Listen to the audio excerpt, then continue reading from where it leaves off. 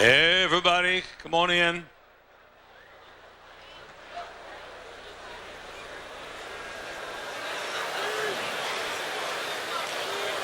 Sing the wondrous love of Jesus, His mercy and His grace.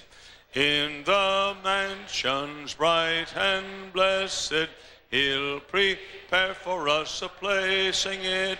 When we all get to heaven, day of rejoicing that will be.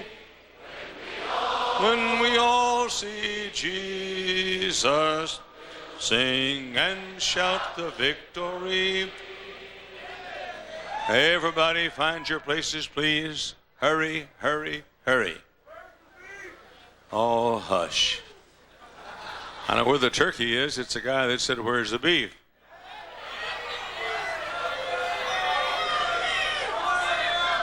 Now, if you want to start something, go ahead. But let me remind you, I was in a little town in New Mexico. The pastor didn't know me real well. He invited me to come, and I was about to speak. He stood up and he made some cute little remark, a loving remark of satire. Now, folks, you may can out-preach me, and you may can out-teach me, but you can't out-satire me. Right, Brother Coral? Right. When he made that little satirical remark, an older lady stood up, real old, probably 73. No, she was probably getting close to 90, and tears running down her cheeks. And she said, "Pastor, don't do that to Brother Hyles.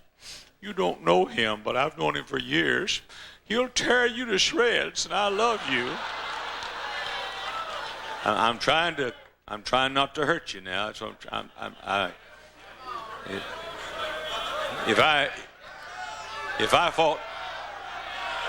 I fought back against you guys over here, I'd get arrested for child abuse.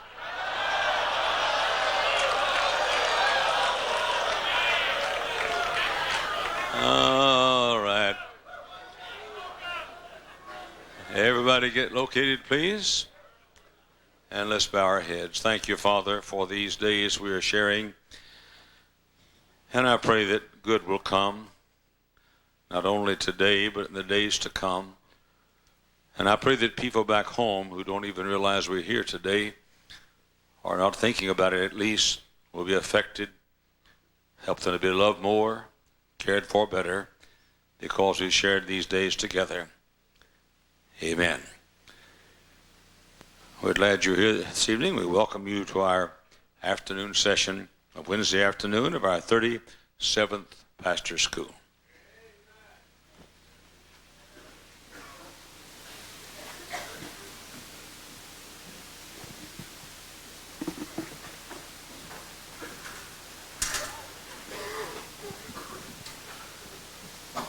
When Brother Hyles was a little boy, his mother used to embroider a great deal. He would sit at her knee and look up from the floor and ask what she was doing. She would inform him that she was embroidering. He would tell her that it looked like a mess from where he sat.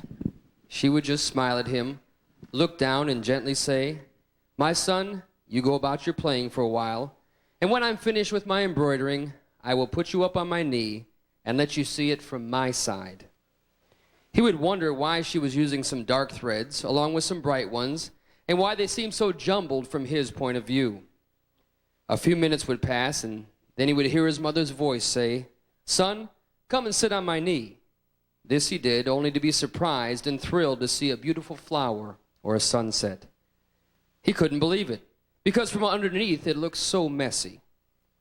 Then his mother would say to him, "My son, from underneath it did look messy and jumbled, but you did not realize that there was a pre-drawn plan on the top. It was a design. I was only following it. Now look at it from my side and you will see what I was doing." Many times through the years, Brother Hyles has looked up to our Heavenly Father and said, "Father, what are you doing?" And he has answered, "I am embroidering your life." He'd say, "But it looks like a mess to me. It seems so jumbled. The threads seem so dark. Why can't they all be bright? Then Brother Hyles says, the father seems to tell him, my child, you just go about your business of doing my business. And one day I will bring you up to heaven and put you on my knee, and you will see the plan from my side. One day we will be with him, and we will see it from his side. And we will find that our lives were planned and that the dark threads were necessary. That which seemed jumbled from underneath looks perfectly in order and according to God's plan when we see it from his side. One day, upon hearing of the death of that one of our dearest members had cancer, Brother Hyles put the thoughts of this into rhyme and meter in the poem, God's Embroidering.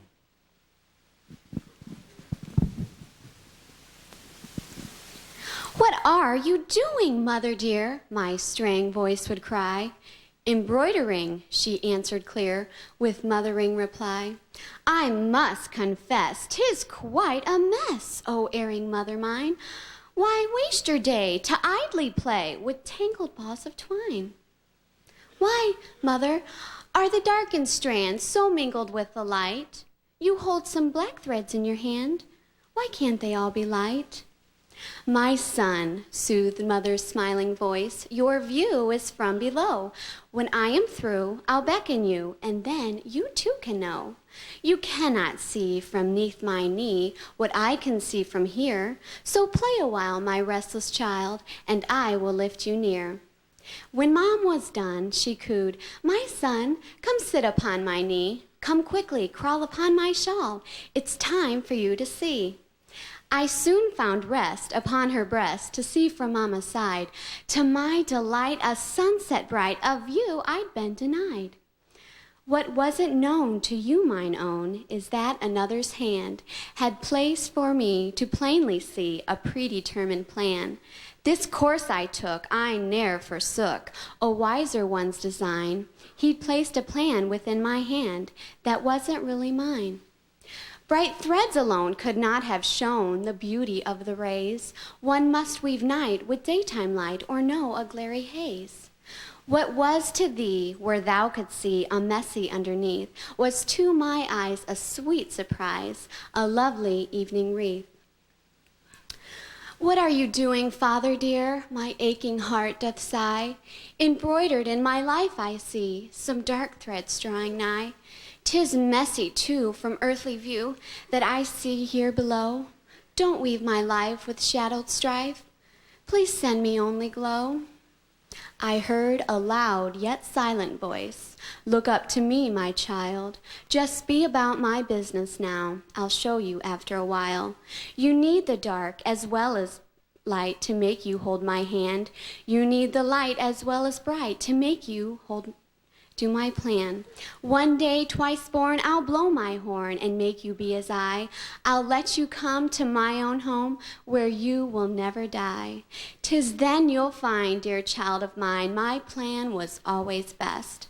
Just trust, don't worry, doubt or fret, come unto me and rest. So trust me now, though furrowed brow seems oft thine earthly plight. I'll hasten near to wipe your tear that falleth through the night.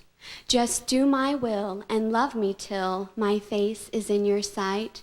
Then you will see 'twas best for thee. Your father's plan was right.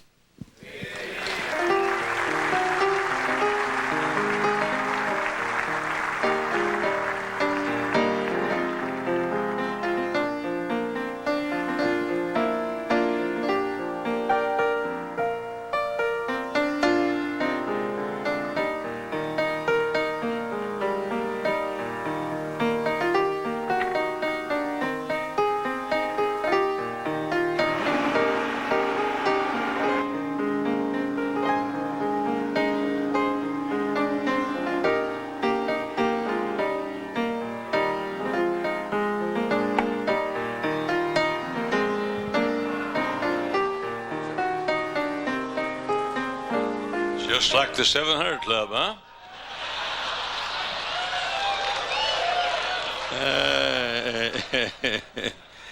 Oh, my.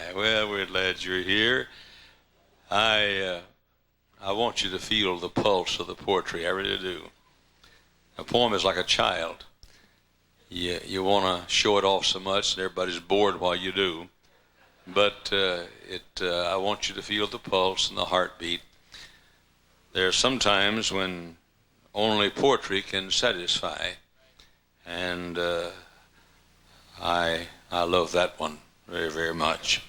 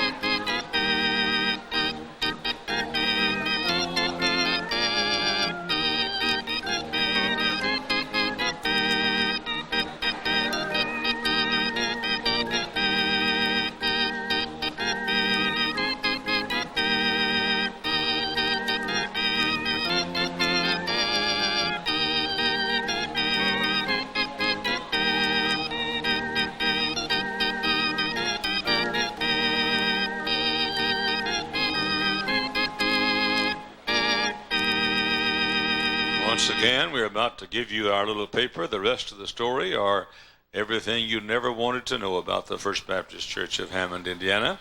And these lovely young ladies will give you one at this time, and we'll just sit here and read it for a while. I haven't read it myself, so we'll read it for a while.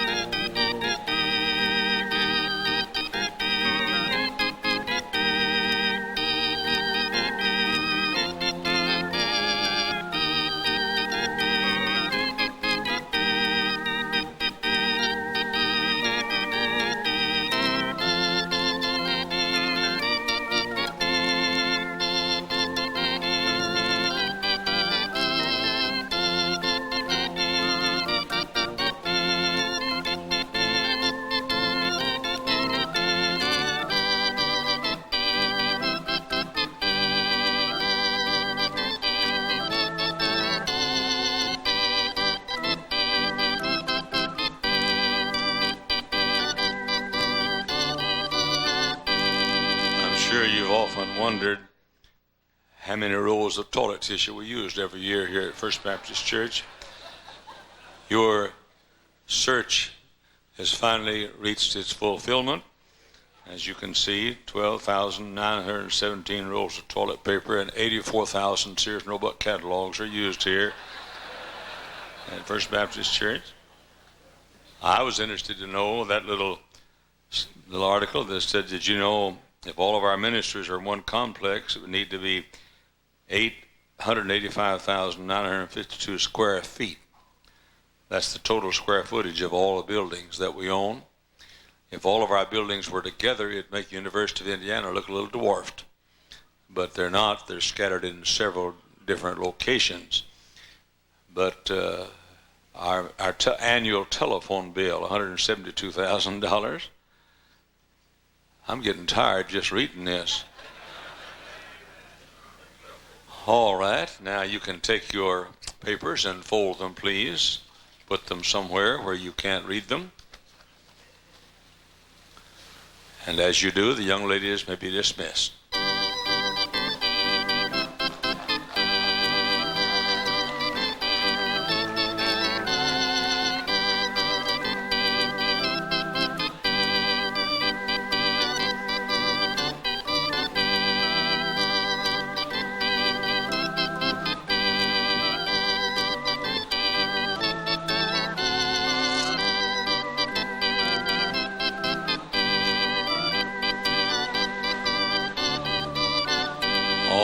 Be sure that everything is out of sight now except me, and we'll begin our service.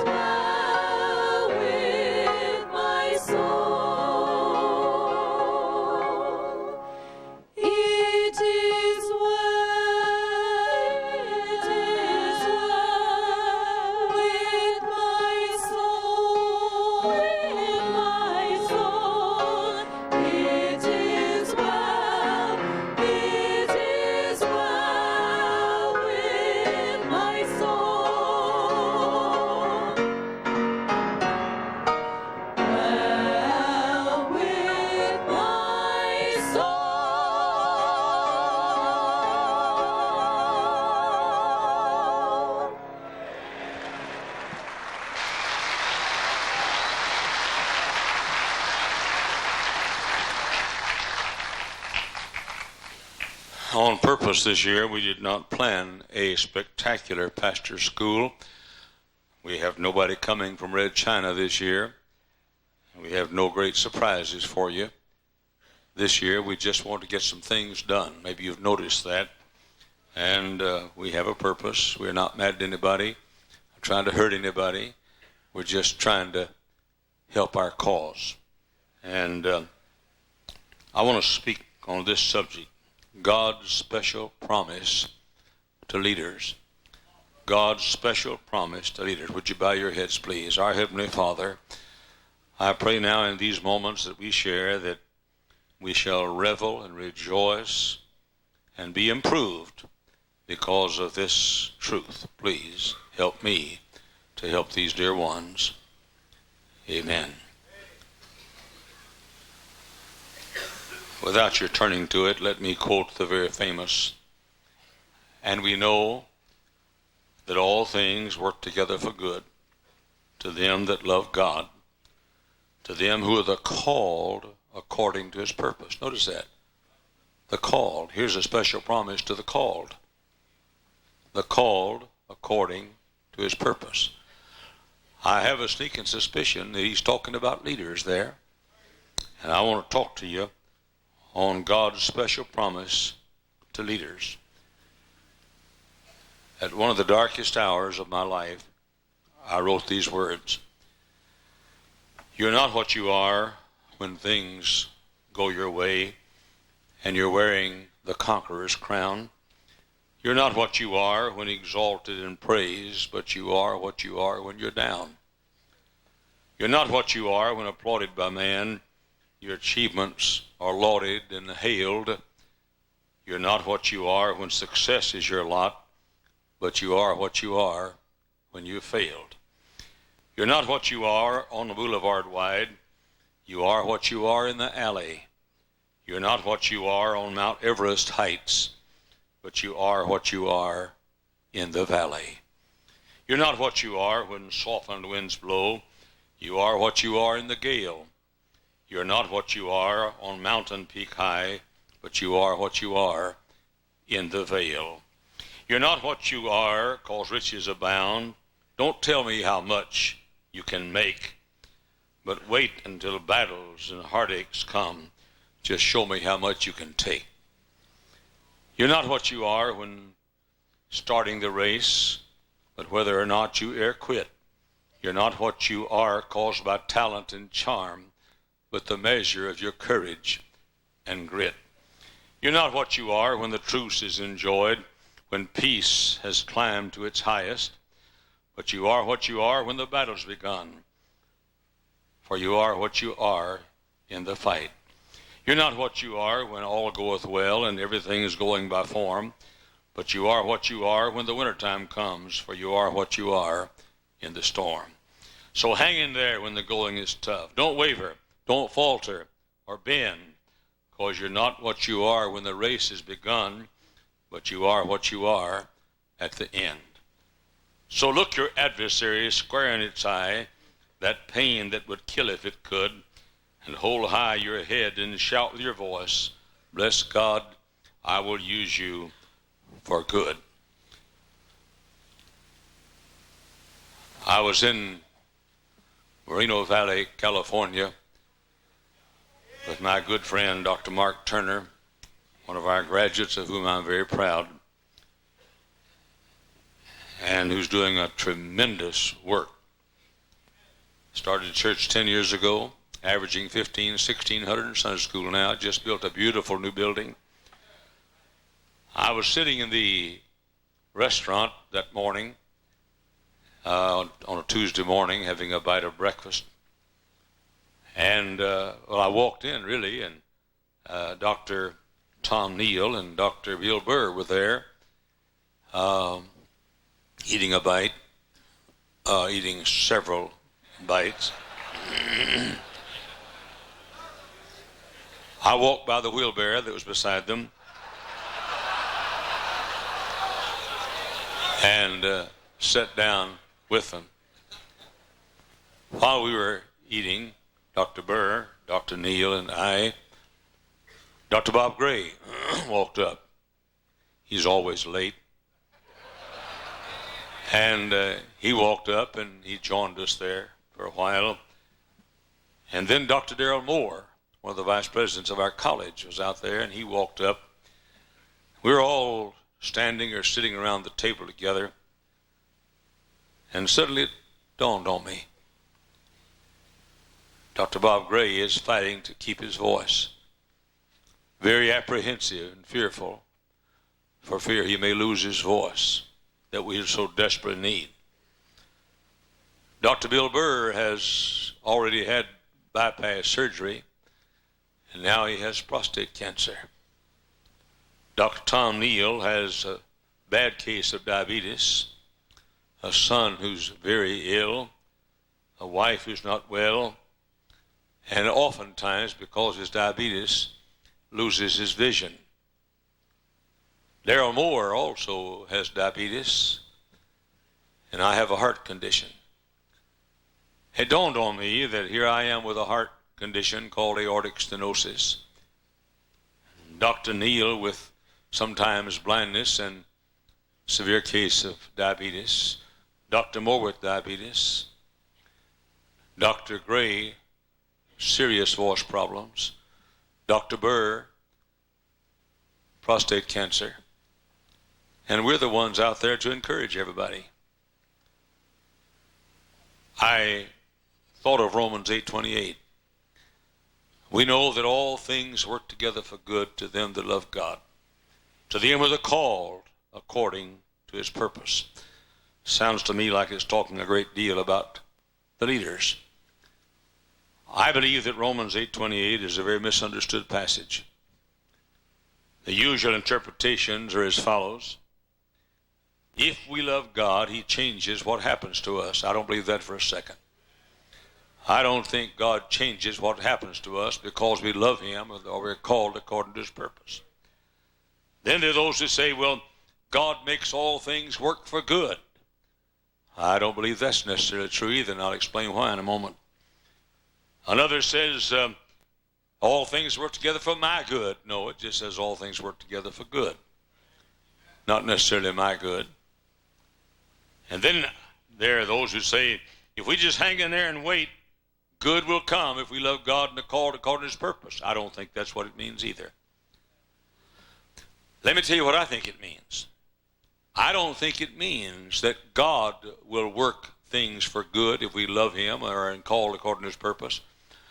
I think it means that people who love God deeply, and the word is agape there, not phileo, a deep abiding love, and people who are called according to his purpose and are fulfilling that call, I believe it means that they will love God so much that they will see to it that whatever happens to them will be used for good.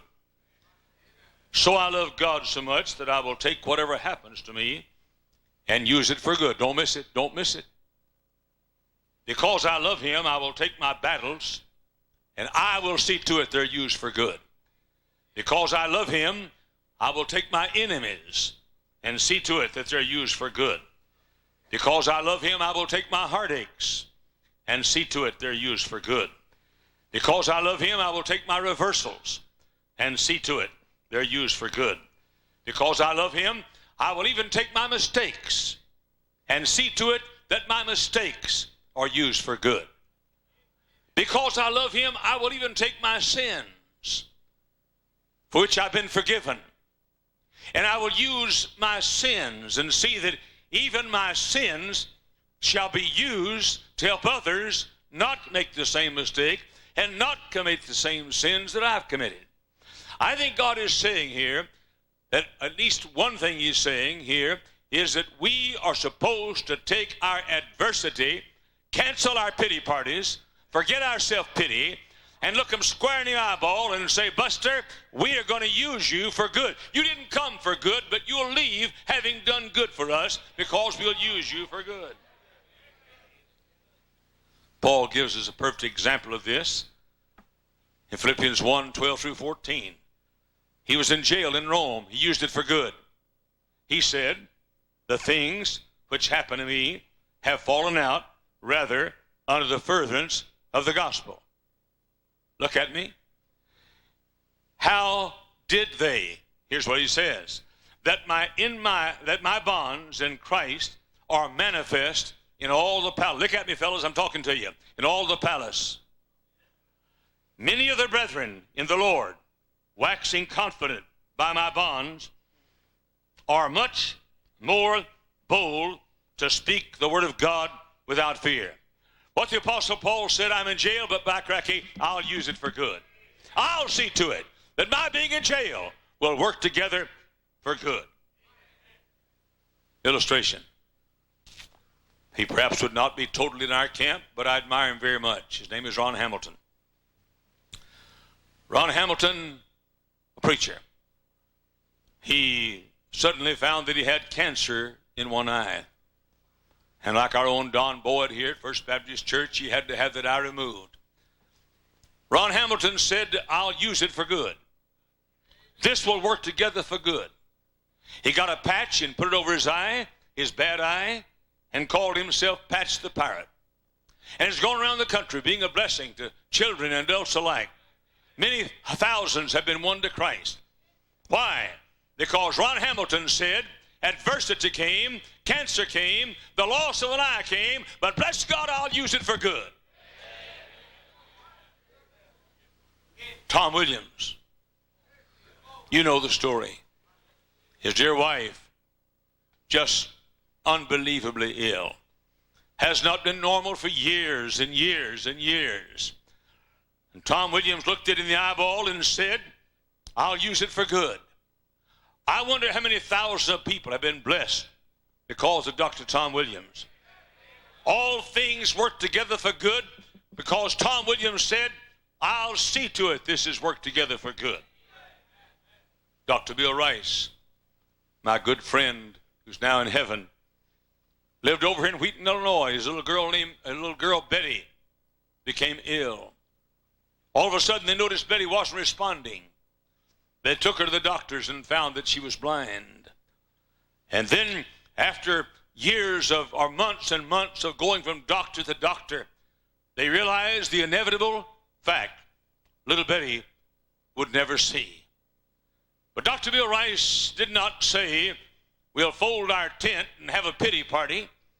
He said, we'll use this, and built the Bill Rice Ranch, where literally thousands and thousands of deaf people have come to Christ because Dr. Bill Rice and his wife Kathy said, we'll see to it, it works together for good. Don't you sit there on your blessed assurance and wait for God or providence to see it works out good. You grab a hold of your burden, you grab a hold of your heartache, you grab a hold of your problem, and you say, by cracky, you're not going to get me down, I'll get you down. You're not going to defeat me, I'm going to defeat you. You're not going to lick me, I'm going to lick you, and I'll take you enemy, I'll take you bitterness, I'll take you heartache, and I'll squeeze you till good comes out of you.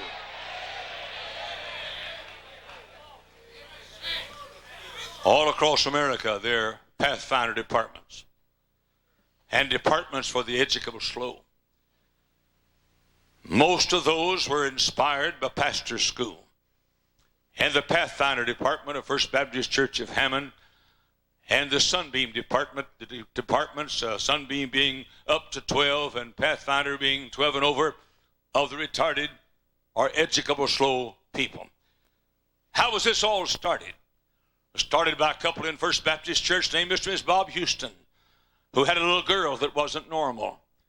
And that little girl wasn't developing, and one day they realized that she would not be able to go to school and make normal grades, and she'd never have a home, never bear children, and never have a husband, and never be normal. But Bob Houston and Mrs. Houston said, okay, we're not going to sit down and have a pity party. We're going to use this and the great ministry of the Pathfinders of Edgewood and the Sunbeams of the First Baptist Church of Hammond, Indiana, and spread across the entire country. And there are literally tens of thousands of retarded people every Sunday that hear the gospel and have somebody that loves them and whose parents and loved ones who are normal mentally have been saved. Why? Because one little couple said, we're not going to sit down and feel sorry for ourselves. We're going to grab that adversity and grab that heartache and grab that sorrow and grab that burden, and we'll see to it it works together for good. Quit sitting around waiting for providence to happen. You get up and make it happen.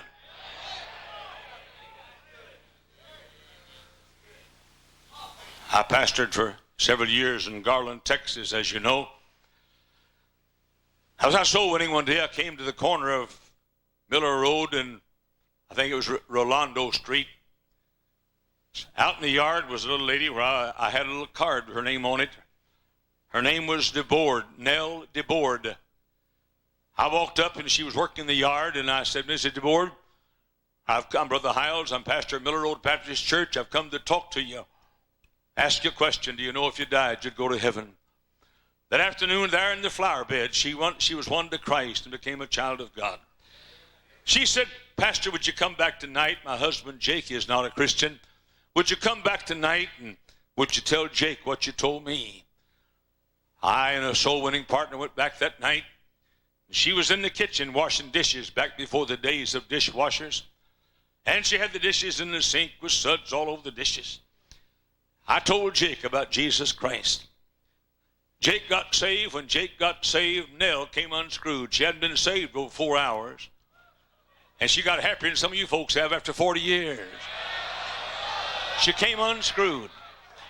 I want you to know she came in there, super suds were flying all over the living room. She hugged Jake and bathed me at the same time. It was Christmas time. Had a little 15-month-old boy named David, cutest boy you ever saw. Just on Christmas Eve, Mrs. DeBoard noticed that little David wasn't feeling well. She thought she should take him to the doctor the day before Christmas. She picked up her little boy and took him to the doctor, thinking maybe he had a little bit of a croup or something. It didn't seem seriously ill, but she took him to the doctor to play it safe because the next day is Christmas. She picked him up in the car. Walking into the doctor's office, little David breathed his last breath and died in Nell DeBoard's arms. She hadn't been a Christian but a few days. I wondered how she'd take it. Mrs. Hyles and I went to the home that afternoon, and there was the Christmas tree and little toys there for little David.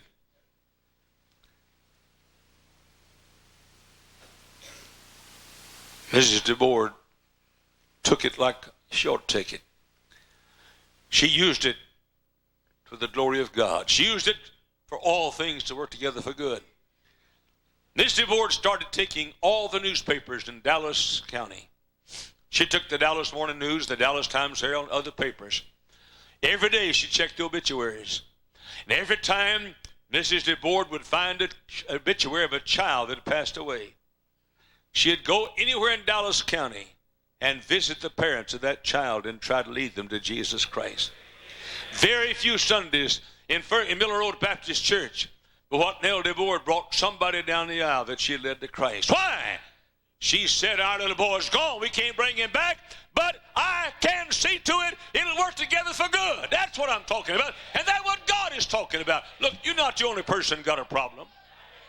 You're not the only one that feels bad. You're not the only one that's sick. You're not the only one that's got a heartache. Quit feeling sorry for yourself and use it for good. That's what God is saying. I was preaching down south, and some of you fellows may have been to this church, but I'll never forget it. I was preaching down south, and I was shaking hands with a few people, and coming down this aisle right here came a very distinguished-looking man. Looked like a man of means and a man of intellect, immaculately dressed. I walked over and shook his hand. He shook mine, and this is what he said. Well, I don't want to do that. And I said, sir, I'm sorry, I don't understand. I wanted to, brother, I wanted to do that. And the pastor said, Brother Hyles, let me tell you what he's telling you. Listen to me. He's telling you that God called him to preach years ago.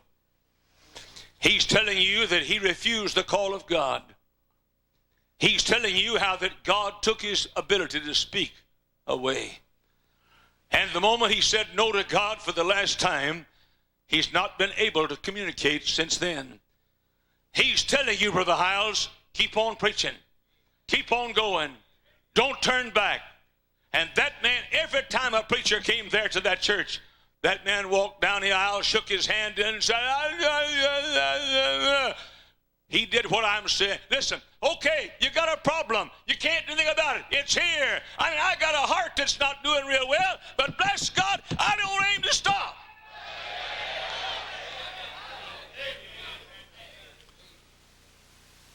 So Romans 28 is not an act of God, but an act of man.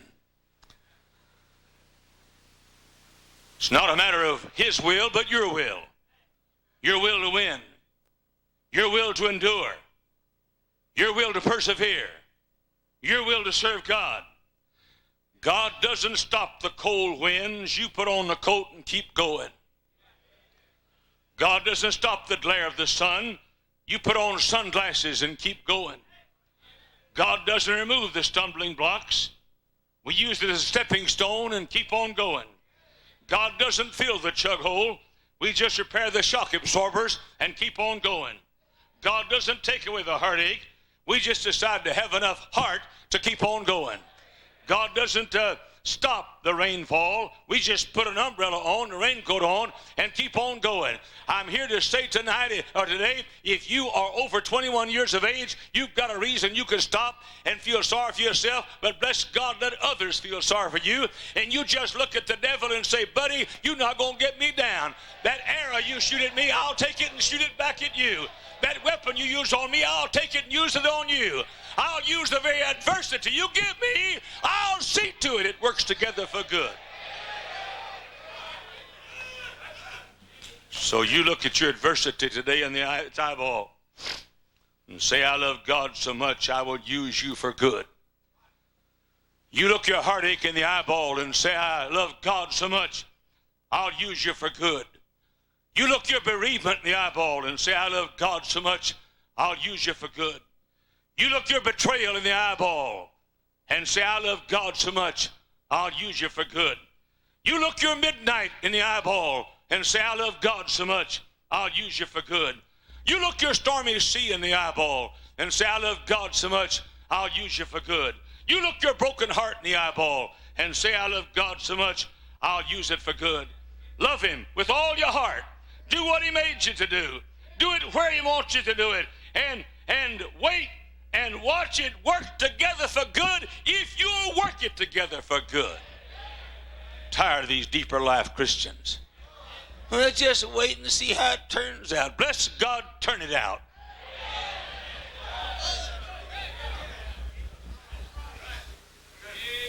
So you're a bus kid.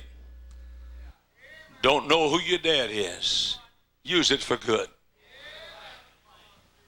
I didn't intend to say this. I wonder how many people are in heaven today and will be because of my dad's drunkenness.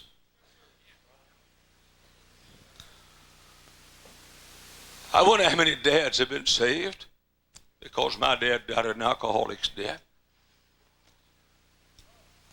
So you have been forsaken by your husband.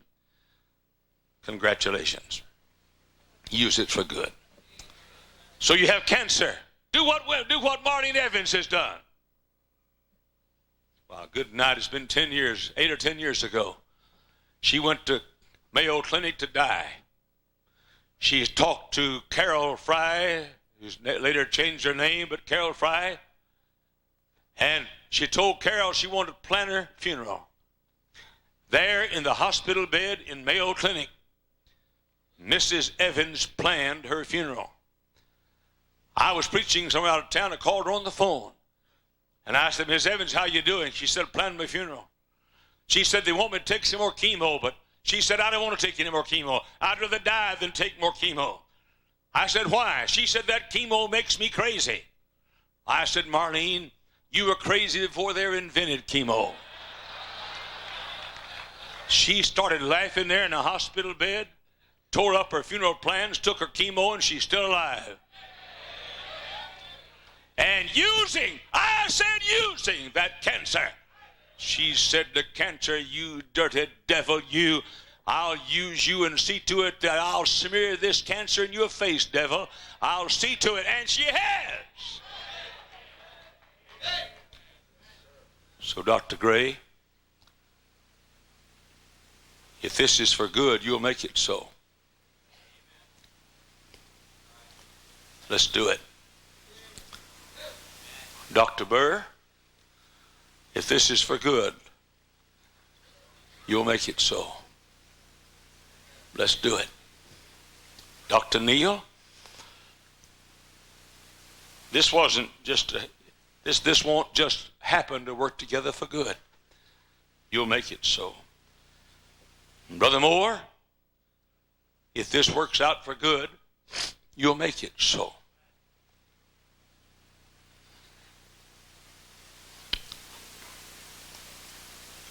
After pastor school last year, I was gone. I was exhausted.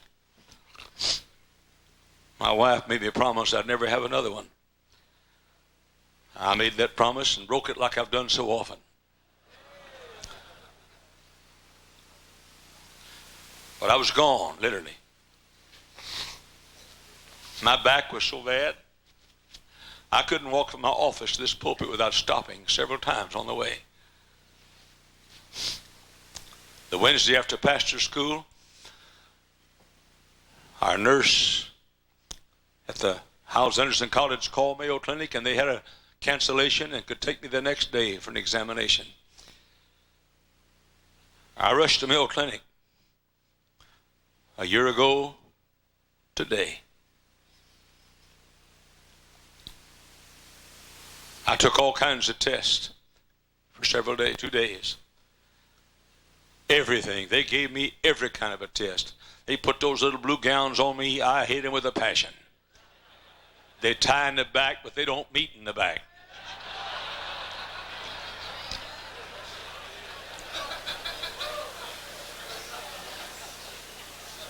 I lost all modesty. They'd taken all the tests but one. The doctor set me down. He said, Mr. Hyles, he said, you're the healthiest 72-year-old man we've ever checked.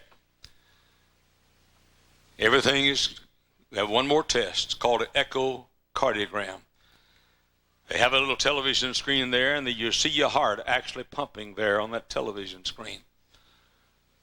He said the technician said it'll take about 45 minutes to take it. And then, we have a microphone here. Take about 45 minutes to take it. He said then the doctor will come in for about 15 minutes and look at it and talk to you, and within an hour you'll be gone. An hour and a half passed. I'm talking about this is a year ago this week. So I went in and had the echocardiogram. He said it'd take 45 minutes. He worked on me for an hour and a half. He went out of the room, brought the doctor back. Doctor gave me the same test over again. After about an hour and a half, the doctor set me down and said, Mr. Hyles, you have aortic stenosis. The big major valve that supplies blood to your heart's not working right. He said you ought to have bypass surgery or some kind of open heart surgery. He said, we'll take more tests. A year ago, day after tomorrow, I went to my room, and I hate to tell you because I won't admit I was crying. I was laying on the bed crying, not because I'm afraid to die, but because I don't want to quit pastoring this great church. I was afraid I'd preach my last sermon, to be quite frank with you. I was lying on the bed crying. The phone rang. Mrs. Hyles. She said, sweetheart, our 5-year-old grandson was just killed. His mother was backing out the driveway. He fell out of the car. The wheel ran over his body. Little Jack David, named after me, was killed. That was the darkest hour of my life, and I've had a few dark ones. wondering if I'd ever preach again. My little grandson gone, my namesake. I went and got on my knees beside the bed. And I had a little pity party. And all of a sudden, it dawned on me, I'll bet you my name's still in that book up there. It dawned on me, I bet you my sins are still recorded against the name of Jesus, and all mine have been wiped off the book. I bet you that the righteousness of Jesus Christ himself is registered to my name. And I started singing, gone, gone, gone, gone. Yes, my sins are gone. Now my soul is free. In my heart's a song, buried in the deepest sea. Yes, that's good enough for me. I'll live eternally. Praise God, my sins are gone. I jumped up on the bed, made a trampoline out of the bed, and had a spell, had a shouting spell, and said, bless God, the Bible's my book, Jesus is my Savior, God is my Father, Holy Spirit is my power, heaven's my home, the rapture's my hope, I'm a child of the King. And I decided I'd go back home and look the devil square in the eyeball and say, I'll use this, I'll use it, I'll use it, I'll use it, and see to it that all things work together for good. You're not what you are when things go your way and you're wearing the conqueror's crown. You're not what you are when exalted and praised, but you are what you are when you're down. You're not what you are when applauded by man. Your achievements are lauded and hailed. You're not what you are when success is your lot, but you are what you are when you failed. You're not what you are on a boulevard wide, but you are what you are in the alley. You're not what you are on Mount Everest heights, but you are what you are in the valley. You're not what you are when softened winds blow. You are what you are in the gale. You're not what you are on mountain peak high, but you are what you are in the vale. You're not what you are cause riches abound. Don't tell me how much you can make, but wait until battles and enemies come, then show me how much you can take. You're not what you are when starting the race, but whether or not you e'er quit. You're not what you are caused by talent and charm, but by the measure of courage and grit. You're not what you are when the truce is enjoyed, when peace has climbed to its height, but you are what you are when the battle's begun, for you are what you are in the fight. You're not what you are when all goeth well, everything's going by form, but you are what you are when the wintertime comes, for you are what you are in the storm. So hang in there when the going is tough. Don't waver, don't falter or bend, because you're not what you are when the race is begun, but you are what you are at the end.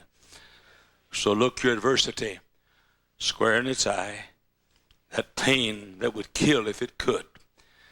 Hold high your hand and shout with your voice, bless God, I'll use it for good. Would you bow your heads, please?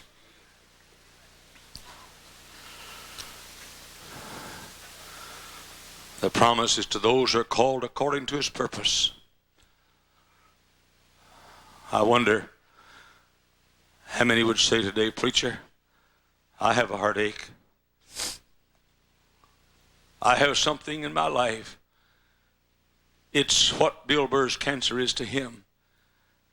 And Bob Gray's voice trouble is to him. And Tom Neal's diabetes is to him.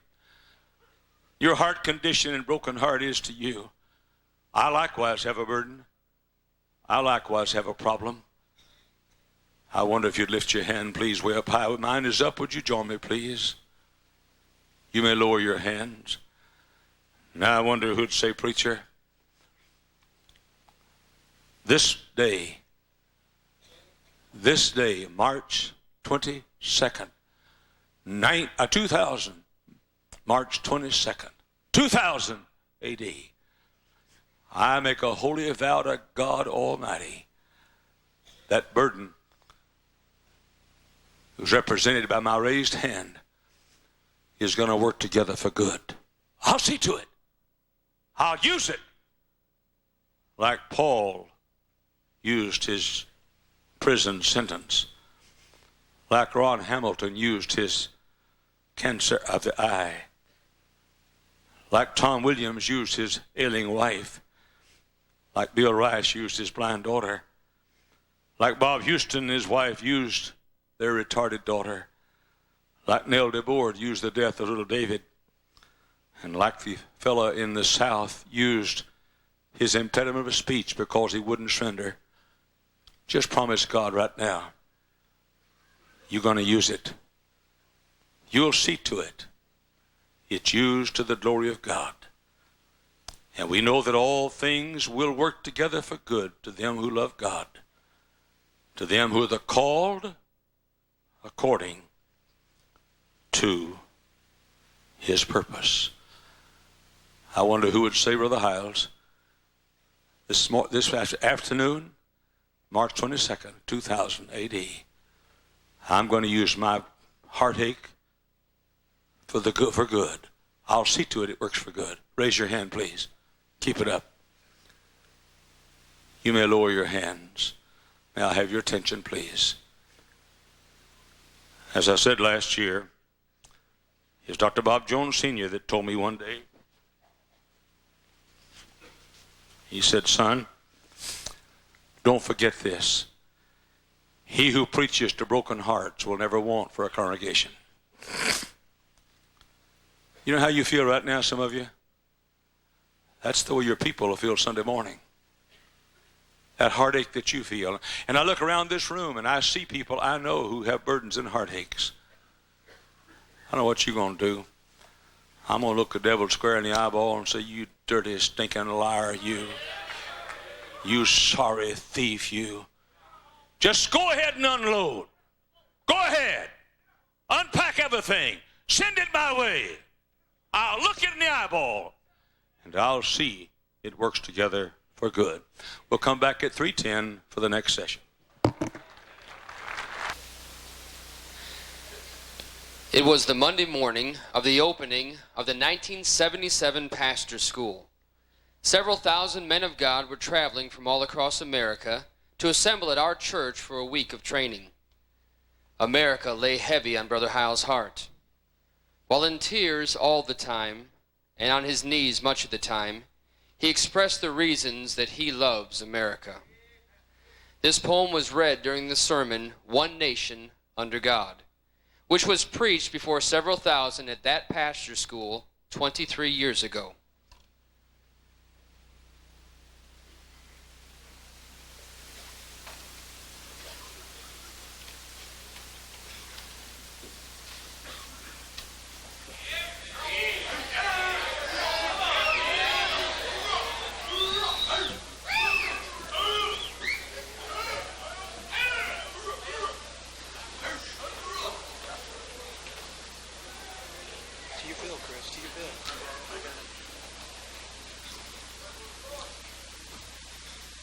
Be seated.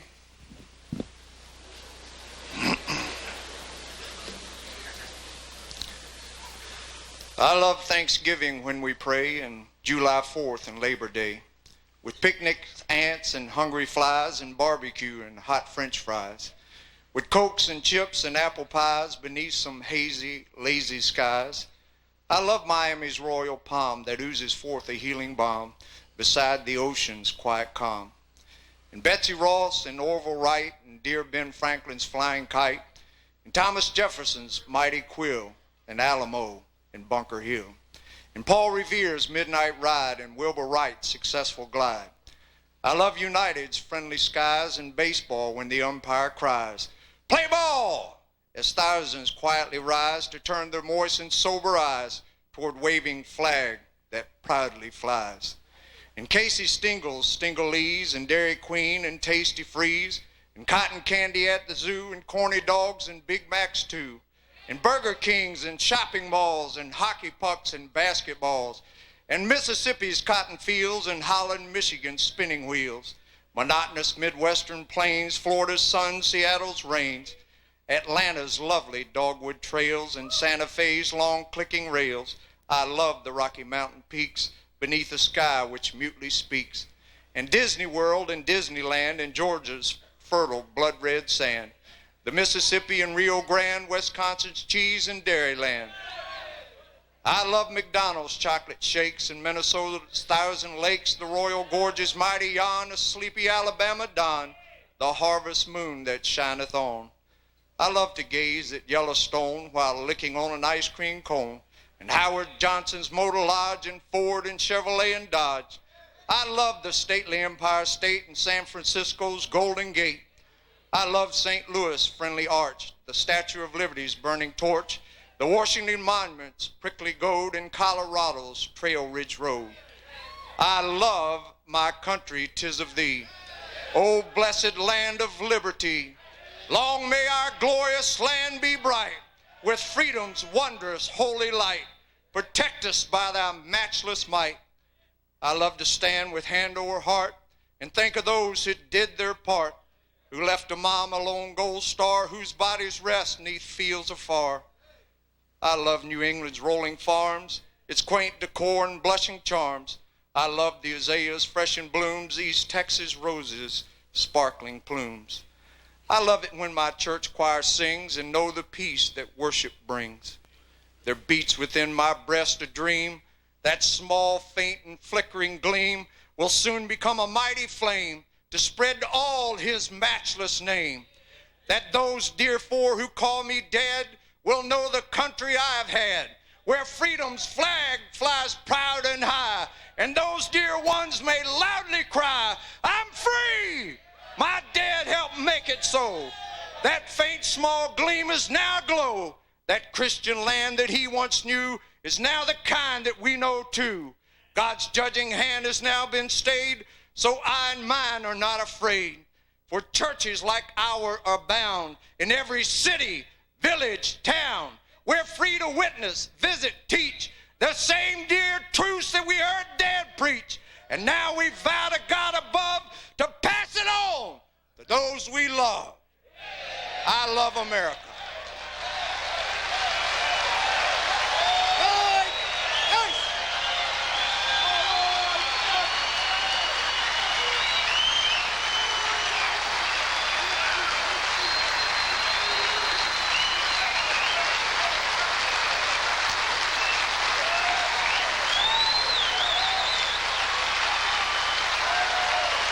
Thank you. Be seated, please.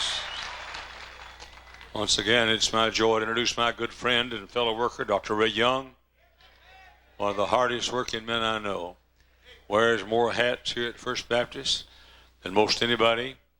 Executive Vice President of Hyles Anderson College, one of the assistant pastors at First Baptist Church, a liaison man between me and the City Baptist Bus Kid Schools, in charge of the B, C, D, and G bus ministry here at First Baptist Church, but most of all, my good pal and buddy, Dr. Ray Young.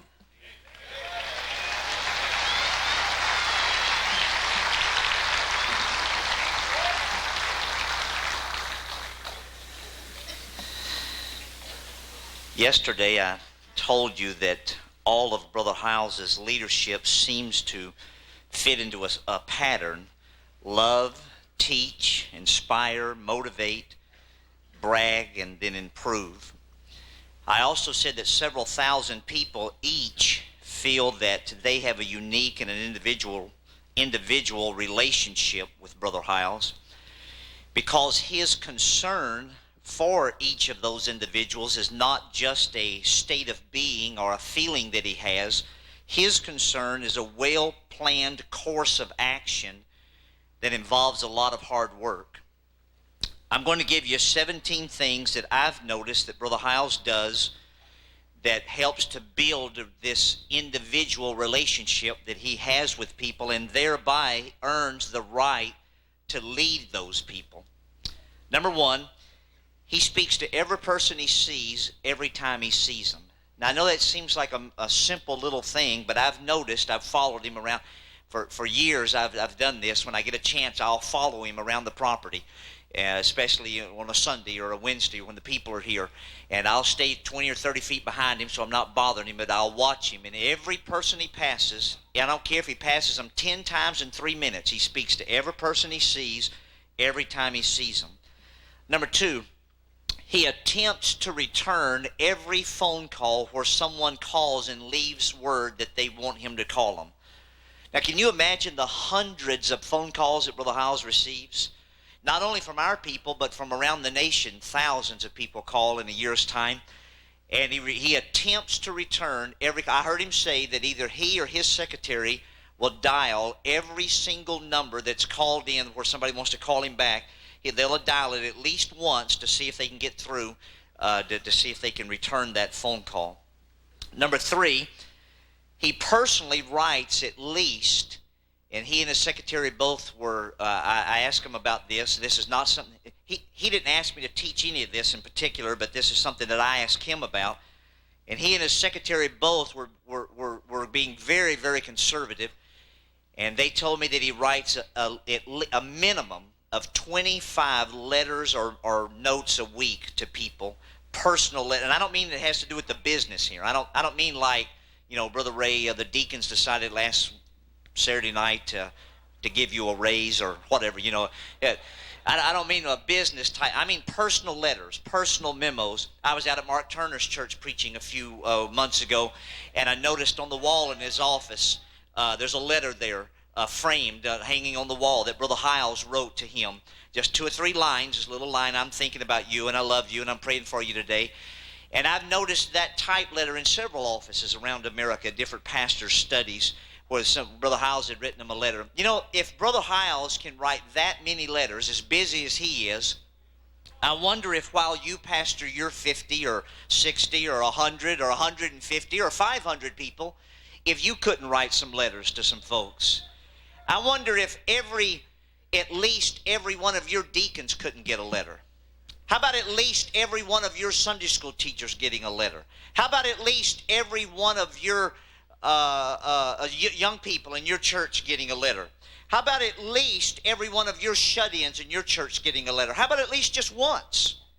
Or how about better yet, once a year? Or how about better yet, once every few months? I read you several that he had written me yesterday, and it was just a little tithe of the ones that he's written me through the years. But he writes at least 25 letters a week. So he speaks to every person he sees every time he sees them. He attempts to return every phone call. He personally writes at least 25 letters or notes a week, personal letters to individuals. Number 4, he calls people when they need to be encouraged.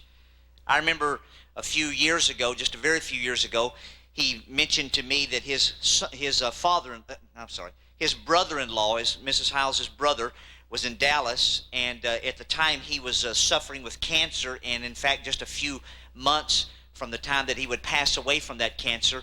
And they figured he was on his deathbed at the time, and Brother Hyles told me that for several months, or at least several weeks, and I believe it was several months, he called his brother-in-law every single day on the telephone to encourage him while he was suffering with that cancer. I've heard dozens of people say to me how that they were at some critical time in their life, and how Brother Hyles, I remember one time Brother David Gibbs told me that he was at the hospital, I think he said something like 5 o'clock in the morning out east, and that would have been 4 o'clock our time, and his son, one of his sons, was about to have very serious surgery.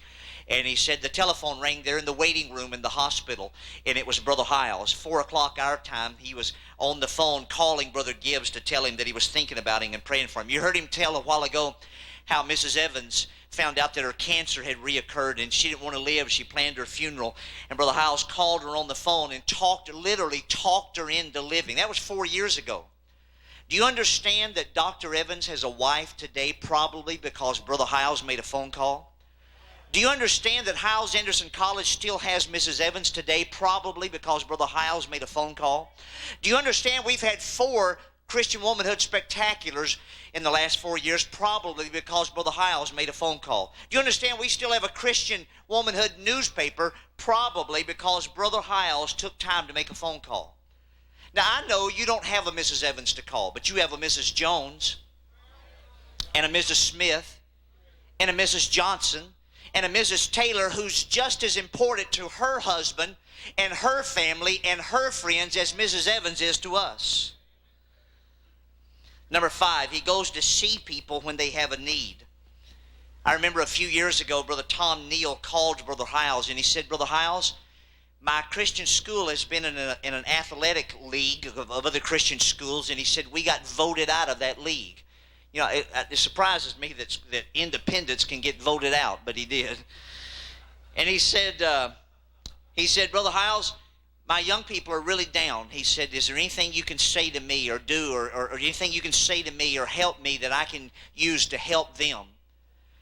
Brother Hyles got off the phone. He told Brother Eddie Lapina to go to the sports shop and get him some hats. And Brother Eddie Lapina had these hats made, and on the front of them it says, to me, you're in a league all by yourself, Jack Hyles.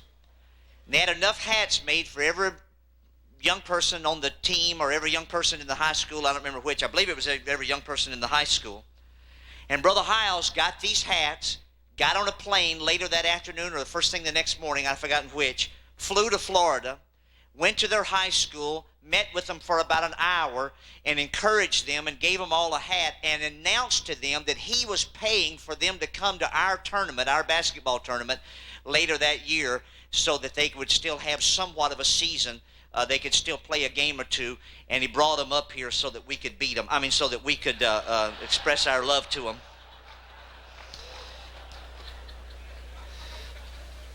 Number 6.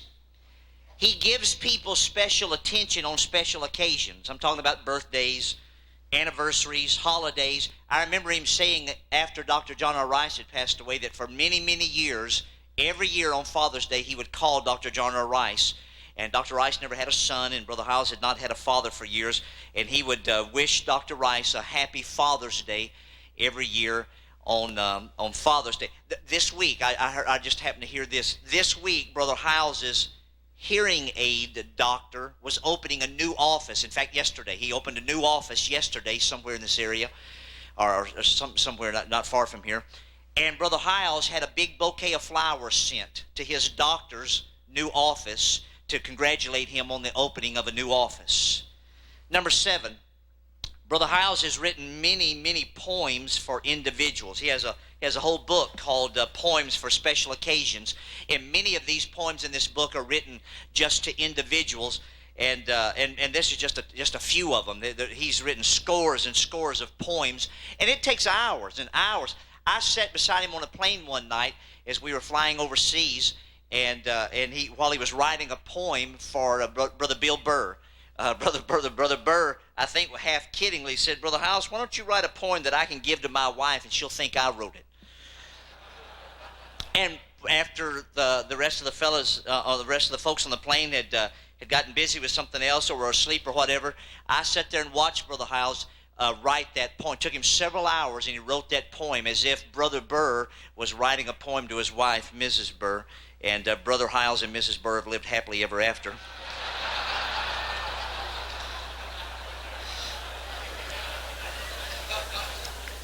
Number 8. He spends hundreds of hours a year counseling with individuals. A well-known older pastor said one time, he said to his people, he said from the pulpit, counseling? You want me to counsel you? He said, sure, I'll be glad to counsel you. He said, I counsel every Sunday morning at 11 o'clock and every Sunday night at 7 o'clock and every Wednesday night at 7:30. You show up and I'll counsel with you. And of course, he was referring to his public services because that was about all the work he could get done, was to prepare 3 little speeches a week.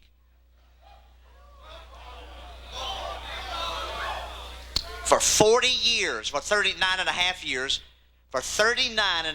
years, Brother Hyles counseled with his people after every church service. He'd spend sometimes an hour and a half, 2.5 hours a week just counseling with his people, taking quick questions after church services on Sunday morning and Sunday night and Wednesday night.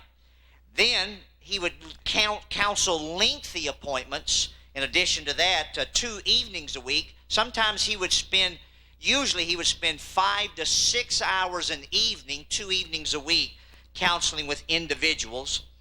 On Saturdays, he will spend sometimes 2 to 8 hours. I know of a few Saturdays recently where he has spent as many as 10 hours on a Saturday, hour after hour after hour, counseling with individual people. And believe me, you just don't understand unless you've ever done it how hard work that is of counseling and trying to figure out what people need and get inside their heart and work with them. And I know some of you say, boy, you want to be a leader. No, what you want to do is be in charge of a big crowd. Brother Hyles is leading his people when he's counseling with them. He's leading married couples to have a better marriage. He's leading teenagers to obey their parents and other authority. He's leading dating couples through a successful relationship. He's leading graduates into their future. He's leading businessmen to succeed in business. By the way, we have a few millionaires here in our church. But every one of them that I know personally became a millionaire under Brother Hyles' counseling. He loved them, he taught them, he inspired them, he motivated them, he improved them, and they used what they learned in their counseling sessions and went out into the business world and became successful millionaires. Through his counseling, he leads other pastors through their church problems. He leads parents on how to rear their children, and he leads new widows on how to plan their future. And on and on and on the list goes as he leads his people through counseling. And I know I've said it 2 or 3 times. You want to be a great leader someday, but what you mean by that is you want to be the guy up here in front in charge of everybody and telling everybody what to do. Sure, Brother Hyles does part of his leading in public, as I mentioned yesterday, but I figured it up. He only spends about 12 hours a week leading in public. There's only 3 weeks a year that Brother Hyles spends more than about 12 hours a week leading in public. 3 weeks a year, pastor school, youth conference, vacation Bible school. Then the other 49 weeks out of the year, he spends 18 to 20 hours a week counseling. I'm often with him 10 to 12 hours a week in different administrative meetings and staff meetings, and I don't attend all of them that he conducts around here, but I do most of them, but not all of them. But just that's 32 hours a week, and all that time he's leading. He's leading in his counseling and leading in his staff meetings and other administrative meetings. Plus 12 hours of leading in public, that's 44 hours a week that he's leading his people, plus the phone calls and the letters and the visits and the poems and the weddings and the funerals, not to mention his soul winning and his prayer time and his Bible reading and his sermon preparation and his traveling to come to your church and speak to you and counsel with you and counsel your people. You say, well, Brother Ray, when does he have time to do all of that? He does that while you sleep to 6 o'clock every morning. When does he have time to do that? He does that while you're bowling. When does he have time to do that? He does that while you're fishing. When does he have time to do all of that? He does that while you play golf. When does he have time to do all of that? He does that while you and I are out hunting. When does he have time to do all of that? Hey, he's the boss, not me. He raises my salary, I don't raise his. I'm dumb, but I ain't stupid. You say, when does he do all of that? While you watch TV. When does he do all that? While you watch your ball games. When does he do all that? While you play in your softball league. Listen to this statement. His hobby, Brother Hyles' hobby. I'm going to give you some gossip here. I'm going to tell you something about him that I've learned from watching him. His hobby is expressing his love to individuals that need his help or need his attention. And by the way, to him, both of those groups are equally important. Those who need his help and those who need his attention. And it's his hobby to express his love to those individuals. Years ago, Brother Hyles used to teach a course here on Saturday night to the preacher boys from the college. They'd come in and on Saturday night, and he'd teach them. And in that class one Saturday night, I was on staff, of course. At the time, several years he did this, and all that time I was on staff, but I never missed one of the classes. And Brother Hyles said one night in one of those classes, he gave an illustration how that he had been in a hotel room that week, and he realized that just below his room, Dr. Lee Robertson was there. They were speaking together in a conference. And he told how he got to thinking about how much he loved Dr. Robertson, how much he was grateful for Brother Robertson. And so he went downstairs and knocked on Brother Robertson's door. When Dr. Robertson came to the door, he stepped inside the room and he said he hugged Dr. Robertson real tight and told him that he loved him and he appreciated him and thanked God for him. I was sitting right over here on this side that night, and I wrote on the top of my notepad this little statement. I wrote, reminder dash pray that Brother Hyles will hug me at least once before I die. That was on Saturday night. The following Friday night, late, I was in my office working, and the phone rang, and Brother Hyles said, Ray, when you get a minute, come down to my office. I need to speak to you about something. So I wrote out my last will and testament and turned my keys in, and I went down and knocked on his door, and he said, Ray, your mother just called. He said, your mother told me something that she wanted me to tell you. He said, your mother found out she has a very serious form of cancer, and they're going to do surgery in just a day or two from now and see if they can remove all the cancer, and thank God they were able to. But he told me about it, and he said, now, Ray, they think they can get it all. He said, but they don't know if they can or not, and it's a very serious form of cancer. When I started to leave, I thanked him for telling me. And I got almost to the door, and he said, wait a minute, Ray, come here. And I turned around, and he reached out and hugged me real tight. And he held me there for a moment as I began to weep. And he said, Ray, I just wanted you to know I love you as if you were my own son. I walked out in the hallway and I was weeping. And all of a sudden it dawned on me, and I looked up and I said, God, you know that thing I said about once before I die? I was just kidding about that part.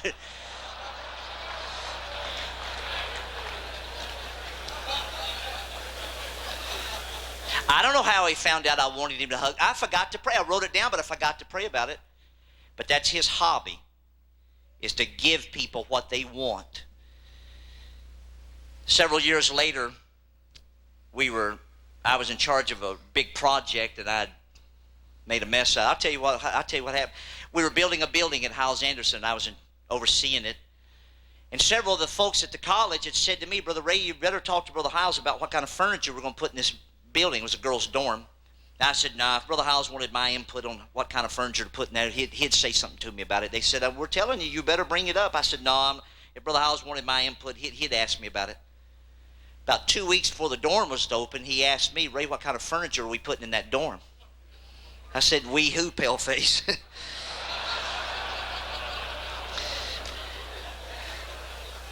No, I said, Brother Hyles, I'm going to have to admit to you, I didn't know I was supposed to put, it was my job to put. He said, well, what do you think they're going to do, sleep on the floor? He didn't chuckle, though, while he said it.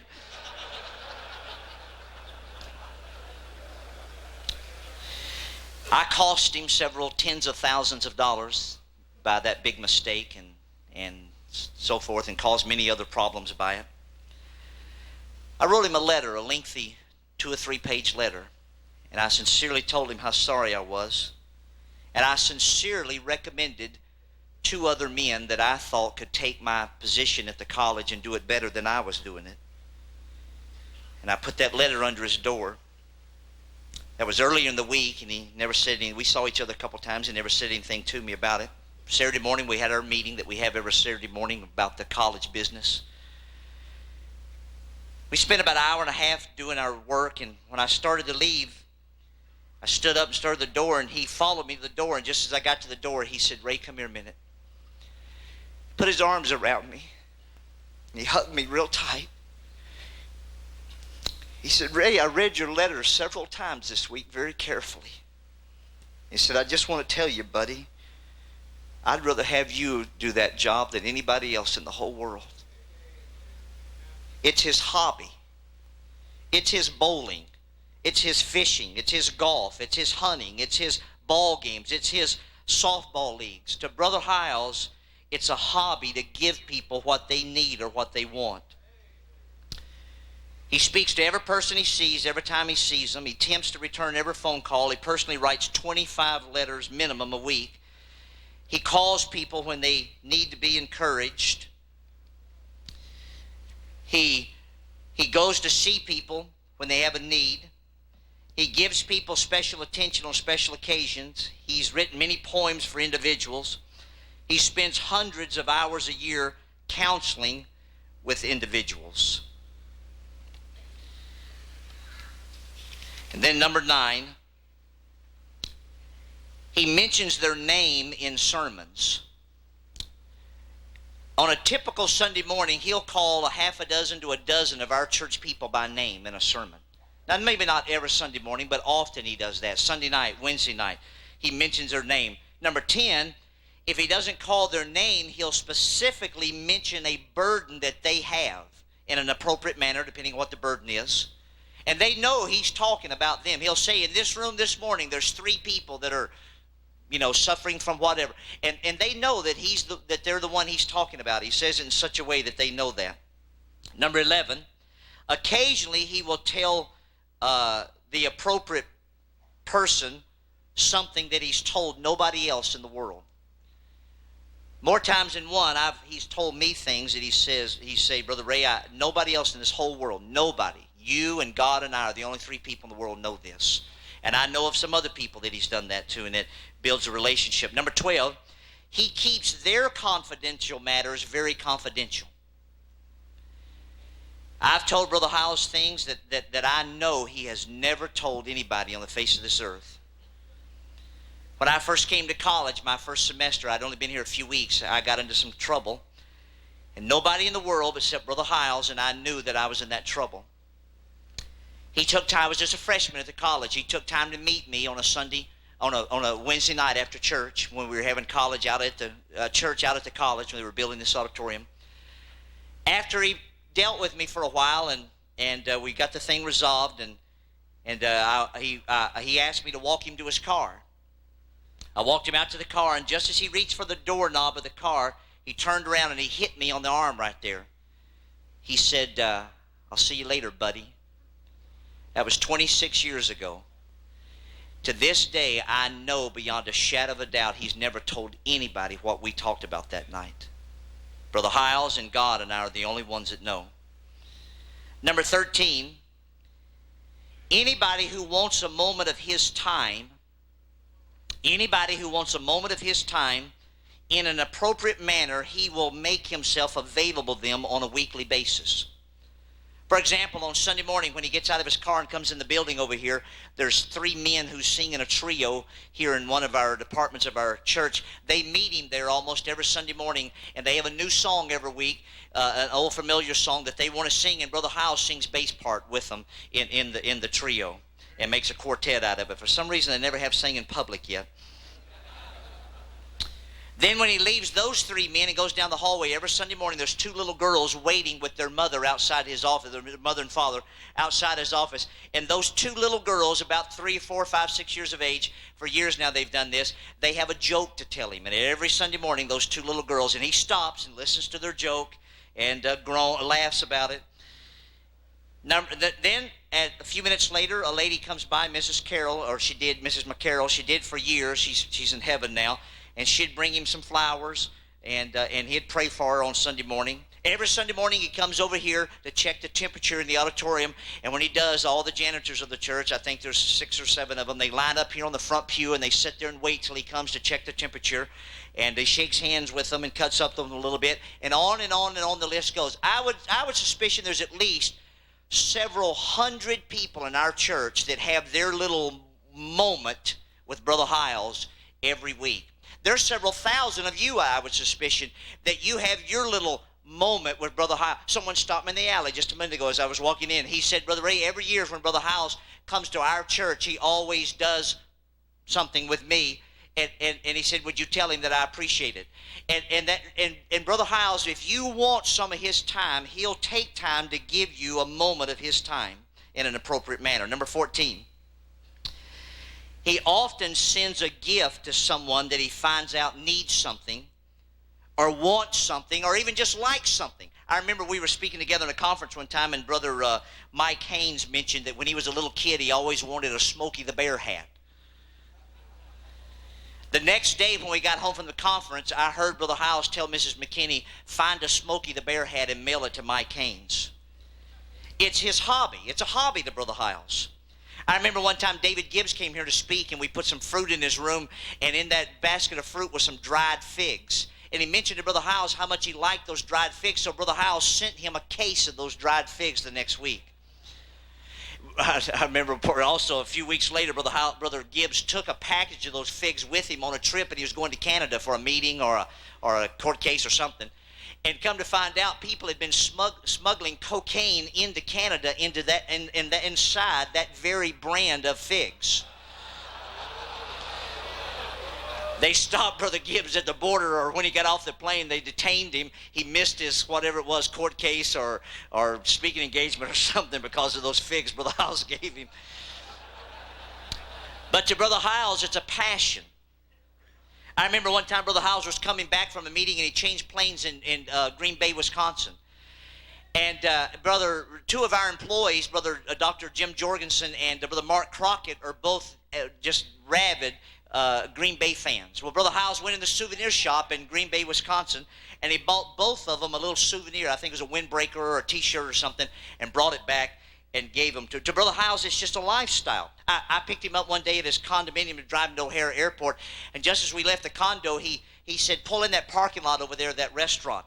And he jumped out of the car and ran in and ran back out, and he had a little package in his hand when he ran in. He came back out. He said, okay, let's go. And he said, a few weeks ago, my wife and I were eating in this little restaurant here, and the manager, the owner's son, works in the restaurant. He's a young man, and he said, the young man said to Brother Hyles, boy, I really like that tie you have on. He said, I collect ties, but I don't have any as sharp as that one. Brother Hyles had bought his tie at the tie rack at O'Hare Airport, so the next time he went there, he looked, and they didn't have any more like it. So they have those tie rack stores in several airports around the nation. Every time Brother Hyles went to an airport for the next few weeks, he went to the tie rack store until he finally found another tie like that one. He bought it. He brought it back. He gave it to that man that worked in that restaurant close to where he lives there. To Brother Hyles, it's just a habit. He was going to Norway on vacation with his wife, and he said to his dentist, we're going on a cruise next week to Norway on our vacation. And the dentist said, I've always wanted to go to Norway. I'd love to go there someday. So while Brother Hyles was there, he bought a tie for his dentist and brought it back and gave it to him when he got back. Brother Hyles was counseling one night in his office with a young man in our church who had gotten into some very serious trouble. Brother Hyles was a teenage boy, and Brother Hyles was trying to help him.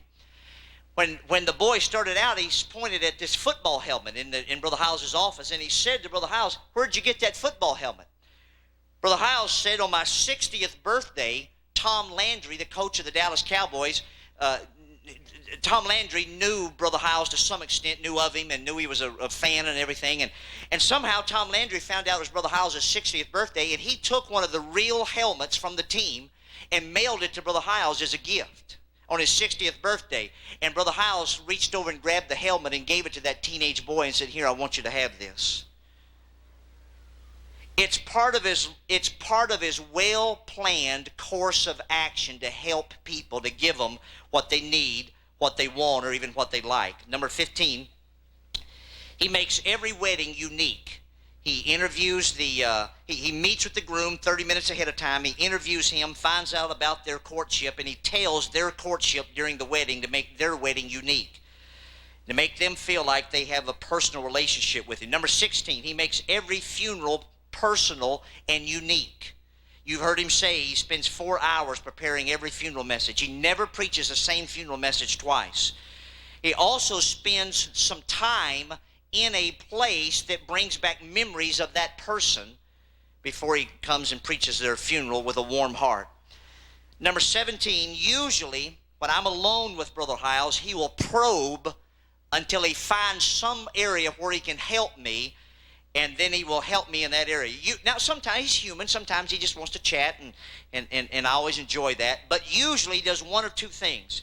Either he questions me over and over and over until he finds some area where he thinks he can help me, and then he helps me in that area. Or sometimes he'll bring up something and discuss a subject about somebody else that will help me. One day I was driving to O'Hare. For about 30 minutes, he told me about one of our other employees that had two areas of their life that was unbalanced. One area was a strength, the other area was a weakness, and he said he thought that was unethical and unfair and dishonest. And if you were going to be unbalanced like that, you ought to tone this area down a little bit and work on this area, the one you don't enjoy as much, and balance them out. For 30 minutes, he kept telling me this and telling me this and telling me this, and I kept thinking, boy, yeah, that's wonderful. That guy ought to do that. And finally, it dawned on me, his strength was one of my weaknesses. I said, Brother Hyles, is there either one of those areas you think I need to work on? And he mentioned the area that was the other guy's strength and my weakness, and he said, well, you're not too bad in that area. All that time he was trying to work on me. I remember one night he and I spoke in a conference together. It was the opening night of a conference, and I was to speak first. He was going to speak second. And I had spoken with him in several conferences, but I'd never been the first speaker the first night. So, boy, I got out my sugar stick, the only one I had. And, boy, I waxed eloquent. Man, when I got through preaching, I went down in the audience, and 2 or 3 pastors that were there on the front that had me scheduled to speak in their church in the near future patted me on the back and shook my hand and said, boy, brother, be sure and preach that message when you come to my church. And, boy, I felt really good, you know. And Brother Hyles got up to preach, and he said, I'm going to do something unusual tonight. He said, I'm going to change my sermon. I'm going to go a different direction than I had planned to go, and I'm going to preach this other sermon. And he did, and we had a wonderful service. When we got in the car, I was in the back seat, and Brother Hyles and the pastor were in the front seat. We were going back to the hotel, and the pastor said to Brother Hyles, you know, Brother Hyles, I've never seen you do that before. I've never seen you change your sermon and go a different direction and preach a message other than what we usually consider to be a typical conference message. And Brother Hyles spent the rest of the trip back to the hotel explaining to that pastor how every once in a while somebody will ruin the service by preaching the wrong kind of sermon in the first hour.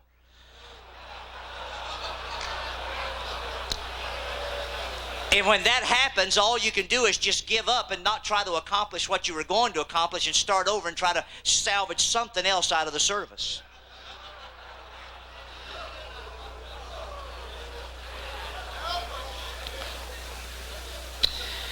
I said Brother Hyles has different levels of leadership. I said yesterday, has different levels of leadership, and he offers those different levels of leadership to different individuals depending on how much they've grown.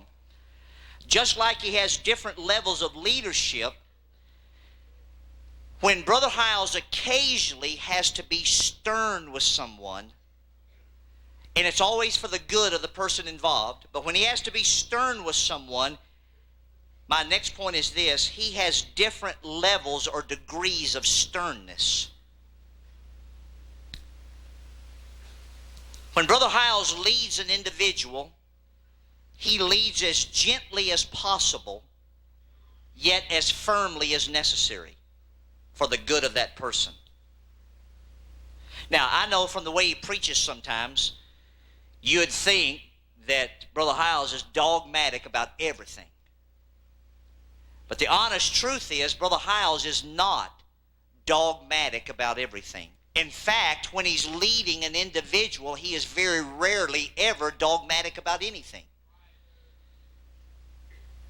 I'm going to give you 17 statements that I have personally commonly heard Brother Hyles use in different staff meetings and administrative meetings, mainly dealing with employees, followers, during the 24 years that I've worked with him. I'm going to give you 17 statements and 2 last resorts. I don't know how you can have 2 last resorts, but that's just the way it worked out, so I'm going to give you that.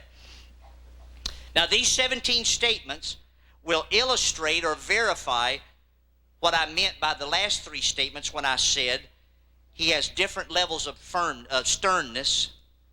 He leads as gently as possible, yet as firmly as necessary. And he's dogmatic about very little when he's dealing with an individual. Brother Hyles has different levels. He deals as gently as possible, but he's dogmatic about very little. The first few statements I'm going to give you are the ones he uses the least, And the last few statements I'm going to give you are the ones he uses the least. And the ones in the middle he uses more commonly, and I think you'll understand what I mean by that as I give them to you. Number one, I'm not going to have time to give you all of them today, but I'm going to get started so that I will be able to finish later. Number one, on some issues, Brother Hyles will say, it doesn't matter to me, you decide. It doesn't matter to me, you decide. Now, you'd think by the way he preaches that everything matters to him and that he wants to make all the decisions and he always wants to be the boss. If you only heard one of his sermons, that may be what you would think. Now, if you heard his preaching over a period of weeks or months, you wouldn't think that. But if you heard him, as he says, raise the devils and cast out the sick and heal the dead and all that, if you heard one of those kind of sermons, that's what you'd think. But he's not like that. On some issues, he'll say, it doesn't matter to me, you decide. Number two, on some issues, he will say, you know more about that area than I do, so I will have to trust your opinion. Now, when he makes that statement to me, I never believe him. So I usually try to tell him what little bit I do know about the subject and supposedly educate him to get caught up with me, and then still try to get him to make the decision. Or I try to probe him until I can at least sense what way he would lean on that subject, and then try to go that way. But I'm not teaching on fellowship. That's a whole other subject. But I will tell you one mistake that leaders who are also followers sometimes make. Sometimes when a man is a leader of a group, but he's also the follower of a leader that's over him, that leader in the middle makes the mistake of believing, what I call believing his own PR. Now, sometimes Brother Hyles will brag on this leader for the sake of those people that's following him. And a big mistake that leader can make is to believe what he said about him, thinking he was saying it for his sake. Okay, for example, Brother Don Boyd's one of the most humble men in the world. I'll pick him because he'd be the last one to be guilty of this. He's the principal of our high school. Sometimes in public, Brother Hyles will say Don Boyd is the best high school principal in America, and he probably is. But it would be dangerous for Don Boyd to believe that. Brother Hyles doesn't say Don Boyd's the best principal in America only for Don Boyd's sake. He says it because it's true, but he says it for the sake of those kids that are following Don Boyd and the parents of those kids that are following Don Boyd. And it would be dangerous for Don Boyd to believe it. Don Boyd doesn't need to believe it. He needs to let the parents and the teenagers believe it, and let all of us believe it. And so that's a mistake. But anyway, that's a different subject. I'm getting off subject. So let's go back. On some issues, he will say, it doesn't matter to me, you decide. On some issues, he will say, you know more about that area than I do, so I will have to trust your opinion. Number three, on some issues, he will ask, what do you think? You'll ask his advice, and then he'll turn around and ask you, well, what do you think? And then whatever answer you give, almost always he says, that sounds okay to me. Number four, on some issues, he will say, I have no preference, so let's vote on it. Maybe there's a staff meeting and we're discussing something, and he'll finally come to the conclusion that he personally has no preference on the matter, so he'll vote on it. And by the way, he never votes. I mean, he'll let us vote on it, but he never votes. He'll let the folks in the room there vote, and we'll go whichever way the vote goes. Number five, on some issues, he will say, this is my opinion, but I don't feel strong about it, so let's vote on it. And by the way, sometimes he gets outvoted. Sometimes in his own staff meeting with his own paid staff, he gets outvoted. He'll say, this is my opinion, but I don't feel strong, so let's vote. And the vote will go different than his opinion. It never does anywhere close to payday, but sometimes otherwise the vote will go, and when it does, he goes along with the vote. Now, only about a dozen times in 24 years of working with him have I seen him come back later and say, I rethought this issue. I'm going to ask you folks to reconsider your vote and consider doing it this other way. Only about a dozen times in 24 years I've seen him do that. Only 2 times that I can remember for sure, and maybe a third, I've seen him come back and say, I changed my mind. We are going to do it this other way. Now, I've watched his involvement in thousands and thousands and thousands of decisions.